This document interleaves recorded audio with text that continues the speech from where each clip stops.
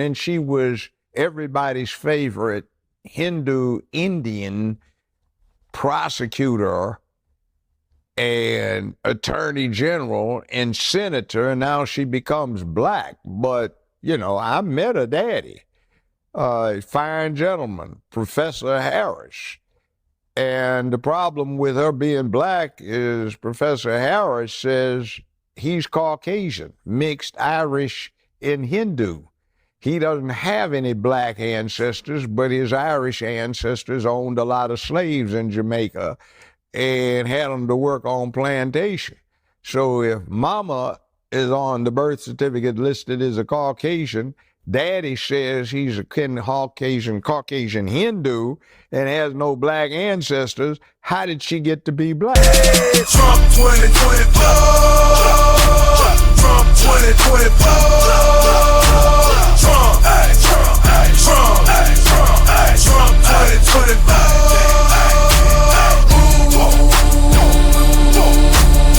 Oh boy, I told you they caught her putting vinegar on the chicken. She wasn't putting hot sauce on the chicken. She was not putting hot sauce on that chicken. She put vinegar on it. You know, y'all remember Hillary? Hillary walked around in 2016 with that hot sauce in the purse. No, Kamala, I don't know. She puts vinegar on the chicken. Oh, they caught her. Oh boy, they caught her. It's getting real today, y'all. Suit, no tie. Amen. How y'all doing, man? Shout out to them beautiful patrons around the world, my brothers and sisters. We want our tax dollars back. Yes, we do. Unbelievable. An absolute disgrace what they've allowed to happen. The manipulation, the lies, the failures, the failed policies. And now we're running a campaign on identity politics and joy. And there's even lost, delusional individuals out there that are actually voting identity politics over policy. Boy, but this video right here, you don't want to miss. You don't want to skip through. We got some heavy hitters in this video. So make sure you watch this video all the way through. Hit that like button. Subscribe to the channel if you're new here. We keep it real. We call out the truth. You know, but again, a lot of people don't care for the truth. They don't want to hear the truth, or they run away from the truth. You know, and I got one love to the human race. I am not a race baiter, race hustler. As a black man, it's one love to the human race. I don't care what your skin color is. I don't care what your age is. I don't care where you're from. I got love for you and your family, and I'm wishing you an amazing life in this fast time travel that we live in. Simple. I love you guys, man, and I hope you're having an amazing week. It's almost Friday. It's almost Friday. People been working hard. Sick and tired of being sick and tired. 2, 3, 4 jobs, overtime, you know, in pain, you know, trying to put food on the table, making life decisions inside grocery stores. It's crazy right now, man. Check on your loved ones. I'm being real, man. But huge shout out to everybody that sent me this video. And I want to send a huge shout out to my brother, Chris. Chris, I love you. Thank you for also bringing this to my attention tonight as well. So many of y'all wanted me to check this out from Candace Owens. Man, it has gone viral. I mean, big time. And I know a lot of y'all love Candace Owens. We love Candace Owens. Prayers for her protection, because I'm telling y'all, man, the stuff she be on, people disappear. I'm just saying, people disappear. And people even be sending me prayers and my comments for me, because again, we speak truth, you know. We speak truth, and we know how corrupt the system is, and we know that we're not against a candidate, we're against a machine. And it has to be too big to rig, baby. Too big to rig. You know, prayers for Trump. And his protection, his family, his campaign, his team. Because we don't know what to expect next. We don't know what to expect next. And that's the sad part about it, man. You know, prayers for America, prayers for you guys and your family. I'm wishing you all nothing but the best, that you guys are blessed, well, and healthy, man, in 2024 and years down the road, man, in this fast time travel that we live in. They're going to come back in these times and say, what's going on in 2024? Yeah, we're living in the biggest history yet, you guys. But oh man, as you can see, this thing is getting real. So again, you might not want to miss and skip through, or we got some heavy hitters in this video. It's finna get real. So let's go and jump in. And again, if you haven't yet, make sure you hit that like button, subscribe to the channel if you're new here. Let's go and get into it. Oh boy. She wasn't putting hot sauce on the chicken. Vinegar. I don't know where they do that at, but they do it.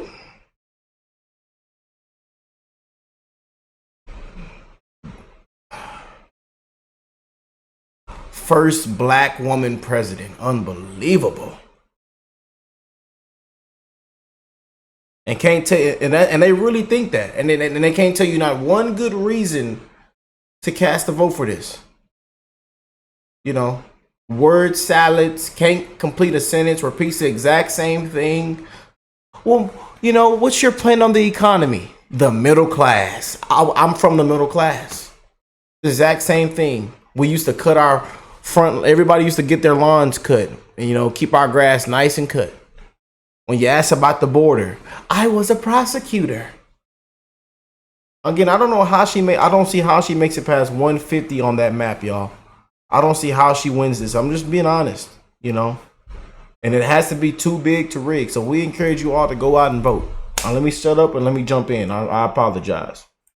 All right, so let's recap. Yesterday, I can admit I was completely triggered. I was triggered by the manner in which the Guardian, or a Guardian reporter rather, treated Janet Jackson in a profile piece.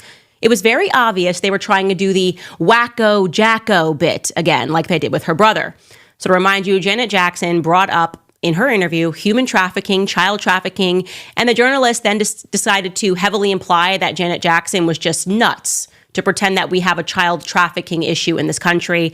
And then when the reporter switched gears and asked her about supporting Kamala Harris as the first female black president, you know, Hollywood's all got to get in line and support this woman or else, Janet Jackson simply said that she had heard that Kamala was not black and that she was in fact Irish, and the media predictably went completely crazy. I mean, here are some of the headlines here. NBC, Janet Jackson tells interviewer she's heard Kamala Harris is not black, echoing election disinformation. Oh, love that word. Newsweek, Janet Jackson's Kamala Harris remarks spark black backlash. The Independent, she's not black.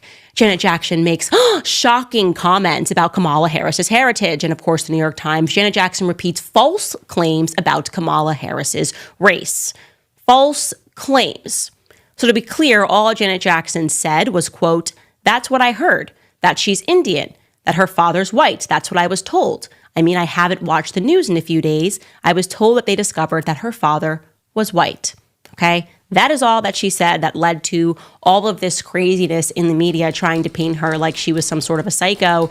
And then her manager, a guy named Mo Elmarzi that I'm showing you a picture of here, he offered an apology on Janet Jackson's behalf to BuzzFeed. He said, quote, "Janet Jackson would like to clarify her recent comments. She recognizes that her statements regarding Vice President Kamala Harris's racial identity were based on misinformation. Janet respects Harris's dual heritage as both black and Indian and apologizes for any confusion caused. She values the diversity that Harris represents and understands the importance of celebrating that in today's society. Janet remains committed to promoting unity and understanding," end quote. And guess what happened? Janet Jackson fired him immediately and said that he was not authorized to make that statement at all, and she was not apologizing because she was not sorry, and good for her.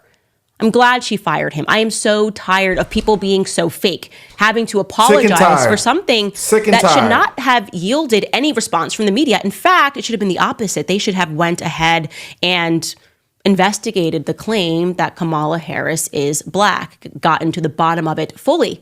But instead, it was a media pylon. And then, after being fired, Mo added to that pylon by referring to Janet Jackson as unbalanced. Like the person who just worked for her came out and was like, she's unbalanced. I mean, with friends like that, who needs enemies? Then came me. I don't know. I guess I really am the person that has been in these streets, Kamala, because I decided to simply look into her genealogy. Because why on earth is the world trying to convince me that this woman is suddenly black? Like they just decided she was black because she's running and because there is evidence, it is true, that her father grew up in Jamaica. Your race does not magically change because of where you grow up, okay? If I grow up in Sweden, I don't get to suddenly say I'm white, okay? And what I discovered was quite startling. Now, I'll ask you, when did you first get the idea that Kamala was black? Well, you'll say, yeah, when she kind of started running with Joe Biden. And that claim really came from Kamala herself. When they say a picture is worth 1,000 words, they understood that Kamala Harris published a book in 2019 called The Truth That We Hold. And presumably the book was filled with truth that she was holding. I had a look through it and I saw this picture of her and her grandmother, clearly a black looking grandmother, on page 282 in the photograph section. It reads, as you can see, visiting my paternal grandmother Beryl in Jamaica. Also on that same page, there's another photo of her.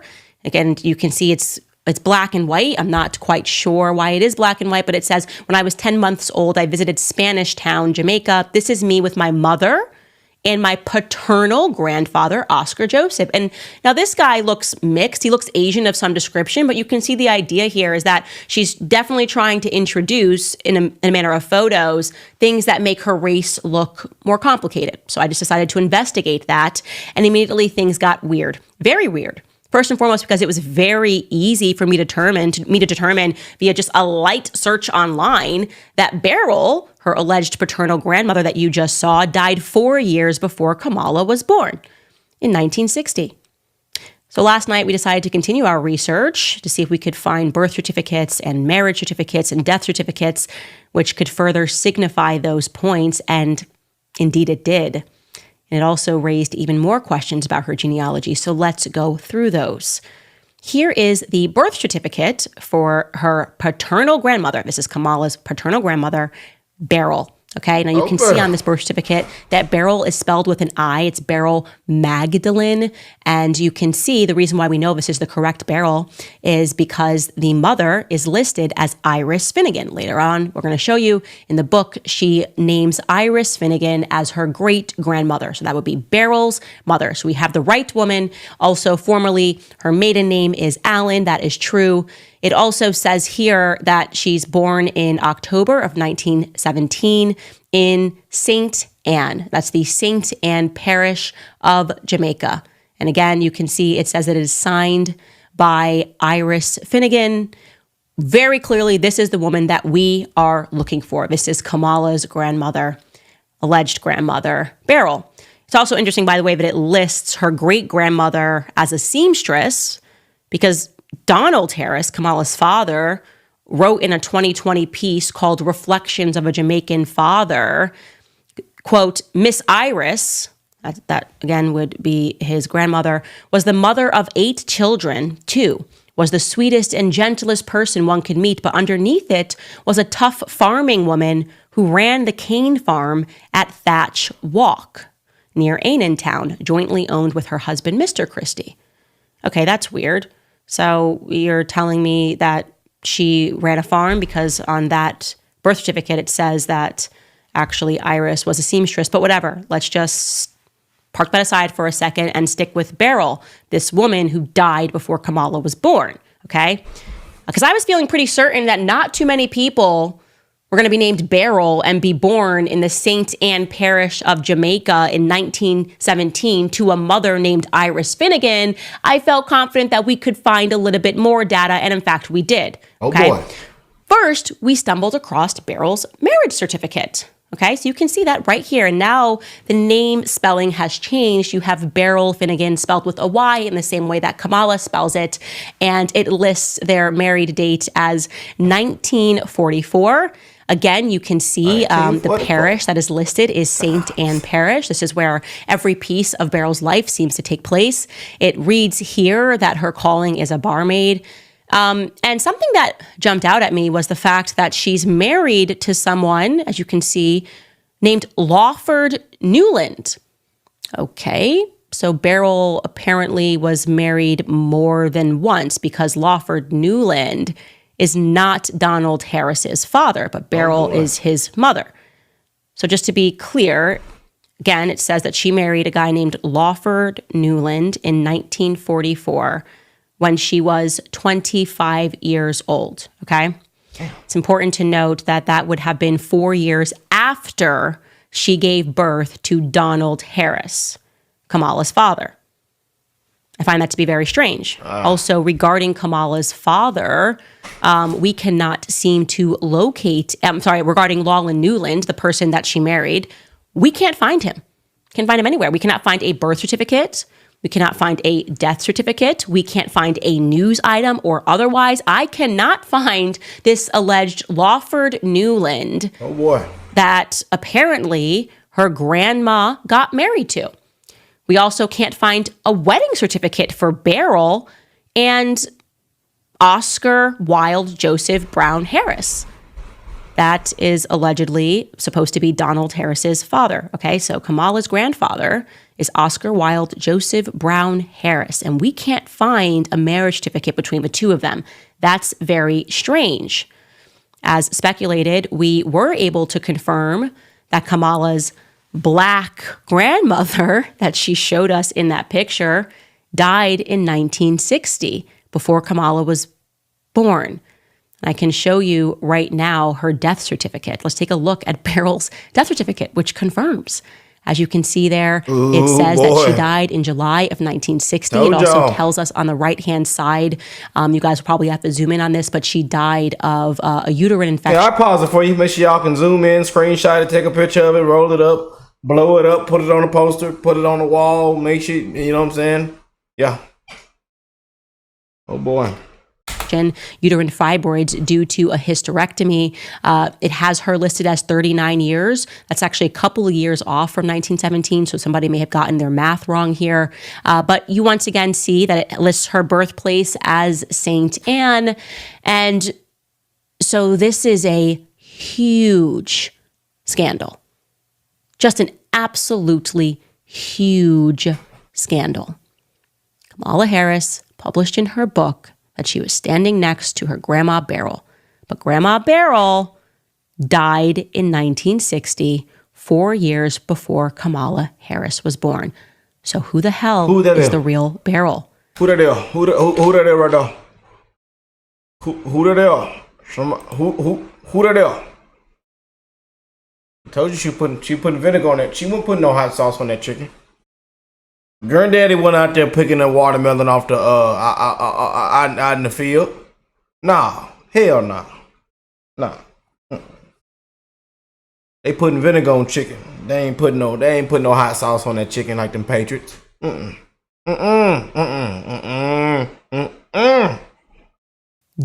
in 1960, 4 years before Kamala Harris was born. So who the hell is the real Beryl? Who is that woman standing next to Kamala Harris?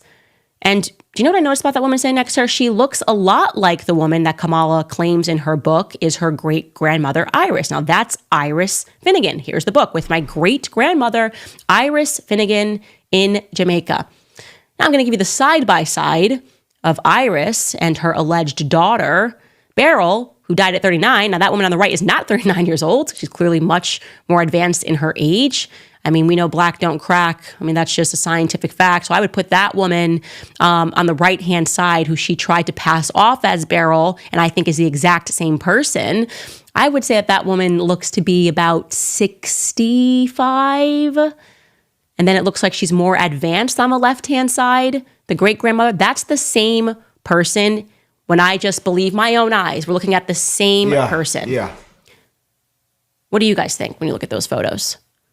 How the hell does a person who is the vice president of the United States pass off a book, claim that these people that are in her book are her black relatives, and nobody bats an eyelash or does even a peripheral search to recognize that the woman that she put forth is implausibly her grandmother?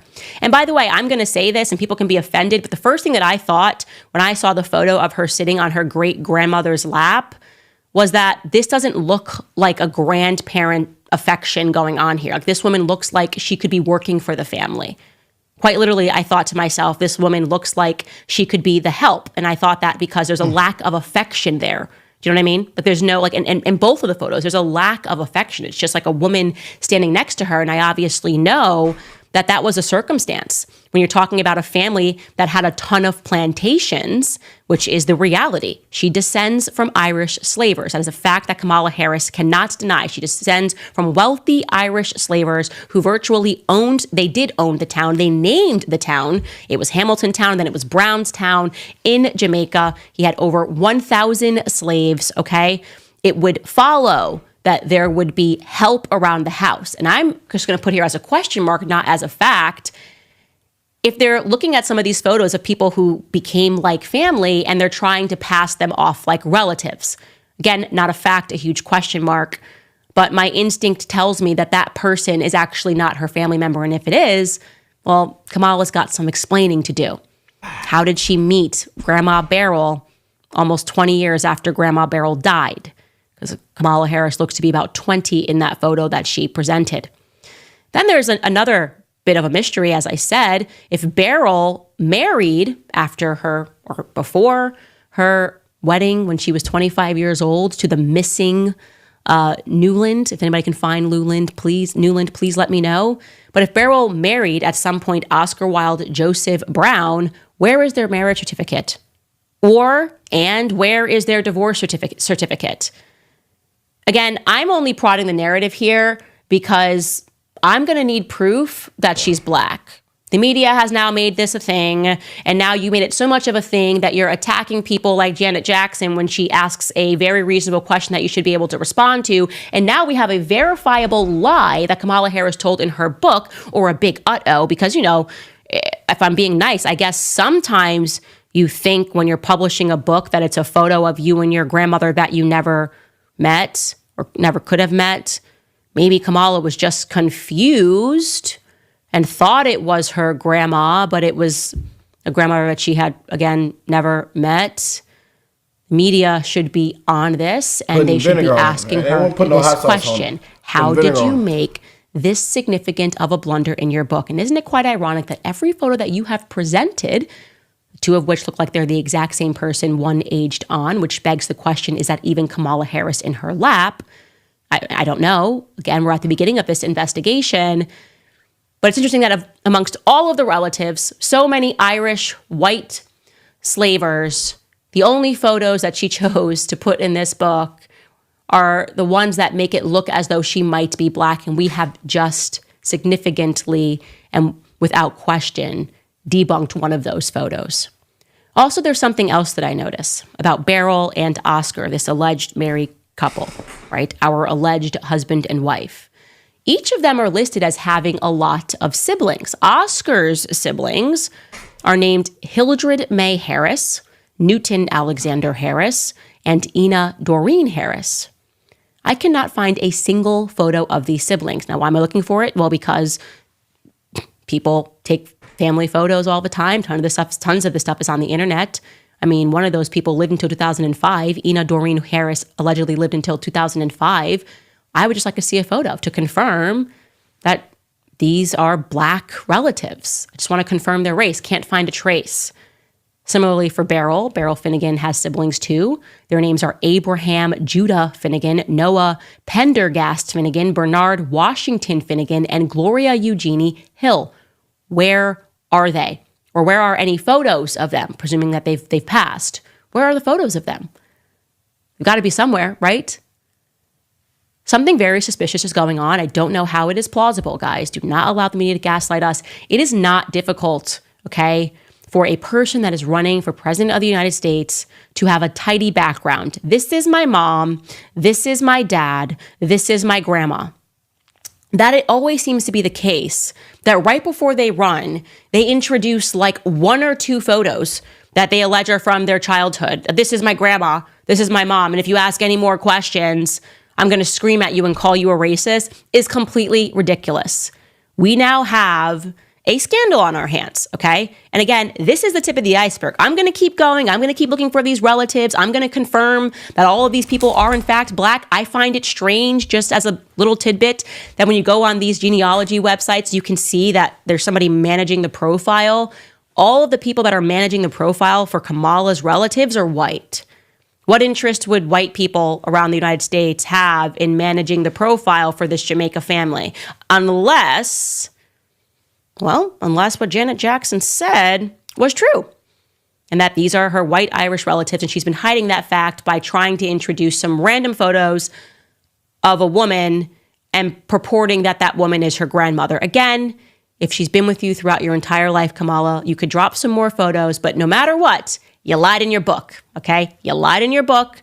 That woman died in 1960, and you were born in 1964, and I find that to be extremely problematic. Like I said, I'm in these streets, just like you, Kamala. So if you want to come out and tell the truth, I'm going to be on this. Otherwise, you might as well come up with your storyline, because I don't tend to let go when I have the scent of somebody who's telling a lie. All right, guys. I believe that if Kamala Harris gets into office, it will be proven that the media can take a person that was 1% in likability, 1% in terms of the lowest of all the presidential candidates when she was running, and literally turn her into a pop star.